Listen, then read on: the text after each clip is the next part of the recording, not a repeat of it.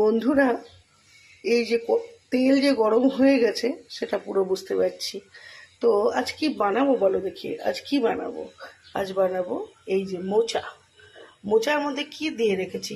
মোচার মধ্যে দিয়ে রেখেছি তোমার মোচা সিদ্ধ করেছি, এই যে সিদ্ধ দেখতেই পাচ্ছ। তো দেখবে বেশিরভাগ বাচ্চারা মোচা খেতে চায় না, তো তাদেরকে খাওয়াতে তো হবে, তাই না? তো এই যে একটা প্রসেস আমি তৈরি করেছি, এই প্রসেসে তোমরাও খাওয়াতে পারো। মোচাটা সেদ্ধ করে নিয়েছি, মোচাটা সেদ্ধ করে নিয়ে যে ডাল আগে থেকে ভিজিয়ে রেখেছিলাম রাত্রে, সেই ডালটা মোচা সেদ্ধর সঙ্গে মিশিয়ে দিয়েছি, ভালো করে ম্যাশড করেছি। ওর সঙ্গে একটু আদা বাটা দিয়েছি। তো আদা বাটার সঙ্গে প্রয়োজন মতো পরিমাণ মতো লঙ্কা দিয়েছি, ব্যাস নুন দিয়েছি আর ধনে বাটা দিয়েছি। বেশ গরম গরম তেলের সঙ্গে মুচমুচি করে ভাজো, আর বাচ্চাদেরকেও দাও। মোচার মধ্যে প্রচুর গুণ আছে, আমরা সবাই জানি।